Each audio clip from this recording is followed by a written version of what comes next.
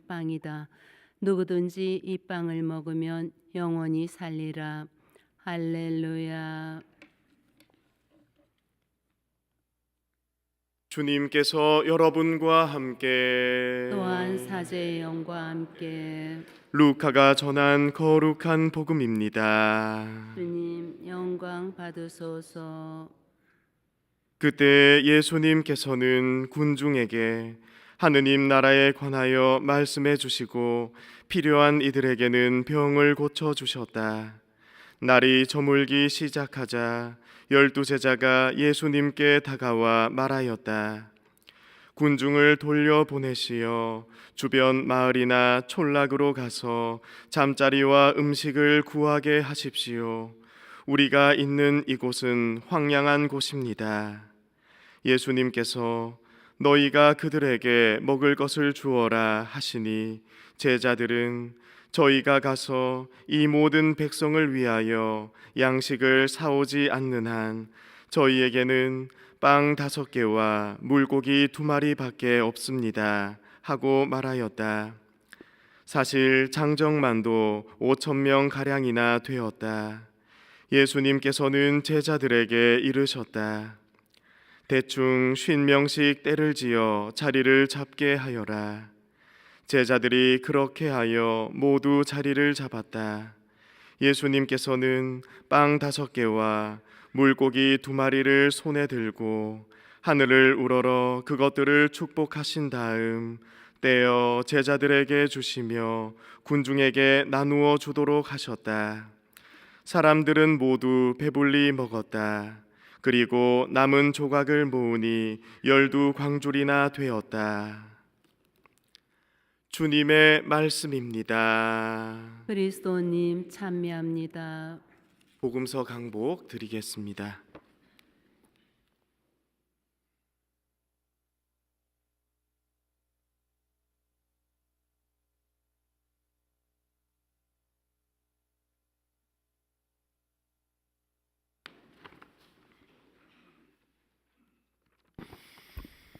평화를 빕니다. 평화를 빕니다. 지난 4, 5월 달은 어떻게 시간이 지나갔는지 잘 모르겠습니다. 미국에 도착하자마자 성지주일과 부활 전례가 있었고 본격적으로 미국 수도 생활이 시작되었습니다. 그리고 5월 초에는 여러분들께 축일 축하를 받았고 북미주 사제 모임에도 다녀왔습니다. 그리고 3번째 토요일에는 여러분들과 함께 성모님의 밤 미사를 봉헌했습니다. 그러고는 지금까지 여러 단체들과 첫 만남을 가지면서 조금씩 알아가는 시간을 가지고 있습니다. 그 중에는 슬픈 일도 있었습니다. 주님의 대리자이신 프란치스코 교황님께서 하늘나라로 가시고 그 뒤를 레오 14세 교황님께서 이어나가시는 모습을 보면서 모든 것이 슬픔으로만 끝나지 않고 기쁨과 희망으로 이어진다는 것을 우리 모두 실감하고 있습니다. 이렇게 저의 지난 일들을 잠시 말씀드린 이유는 여러분들이야말로 저보다 훨씬 더 바쁜 삶을 살고 계시기 때문입니다. 저는 신앙생활만 하면 되지만 여러분들께서는 사회생활과 가정생활, 학교생활 등 힘들게 생활하시면서 동시에 없는 시간까지 쪼개어 신앙생활까지 하셔야 하기 때문에 하루하루의 삶이 정말 바쁘시지 않을까 이러한 묵상을 해보았습니다. 하지만 이 바쁜 와중에도 우리는 예수 성심성호를 맞아 예수님의 마음을 묵상하며 희망을 얻고 있습니다. 예수님께서는 우리 인간을 얼마나 사랑하셨을까? 그 사랑이 얼마나 크셨으면 모든 인간을 한 명도 빠짐없이 다 구원하실 수 있을까? 예수님의 사랑이 가장 명확하고 극명하게 드러나는 신비가 바로 오늘 우리가 깊이 묵상하고 있는 예수 그리스도의 성체 성혈의 신비입니다. 성체 성혈의 신비하면 많은 분들이 이탈리아 란치아노에서 일어난 성체 성혈의 신비를 많이 떠올리십니다. 특별히 이 란치아노 성당은 우리 프란치스코 수도회가 관리하고 있기 때문에 더욱 특별한 곳으로 다가옵니다. 하지만 지금 우리가 살고 있는 곳은 미국 LA이고 이곳에서 비교적 가까운 곳에서 성체 성혈의 기적이 일어났기 때문에 오늘은 여러분들께 그 이야기를 해드릴까 합니다. 어떤 나라에서 일어난 기적일까요? 감이 오십니까? 네, 바로 아르헨티나에서 일어난 기적입니다. 1996년 8월 18일 아르헨티나 부에노스아이레스 중심가에 있는 성모 마리아 성당에서 페세트 신부님께서 미사를 봉헌하고 계셨습니다. 그런데 영성체가 끝나갈 무렵 한 여인이 신부님께 다가와 더럽혀진 성체가 성당 뒤쪽 바닥에 떨어져 있다고 말해 주었습니다. 그래서 페세트 신부님께서는 바닥에 떨어진 성체를 집어서 성체가 훼손되는 것을 막기 위해 물그릇에 담아 감실에 보관했습니다. 그 뒤로부터 일주일이 지난 날 감실을 열어본 신부님께서는 깜짝 놀랐습니다. 물그릇에 담겨있던 성체가 피로 뒤덮여서 작은 살 조각처럼 변해 있었기 때문입니다. 신부님께서는 너무 놀라서 베르골리오 주교님께 전화를 해서 이 사실을 처음으로 알렸습니다. 여러분들, 베르골리오 주교님이 누구신지 잘 알고 계시죠? 네. 이로부터 약 17년 후에 프란치스코 교황님이 되신 베르골리오 주교님이십니다. 주교님께서는 페세트 신부님께 특별히 사진 촬영을 해놓으라고 지시하셨고 철저하게 비밀을 유지하며 성체를 성당 감실에 모시도록 했습니다. 그로부터 3년이 지났습니다.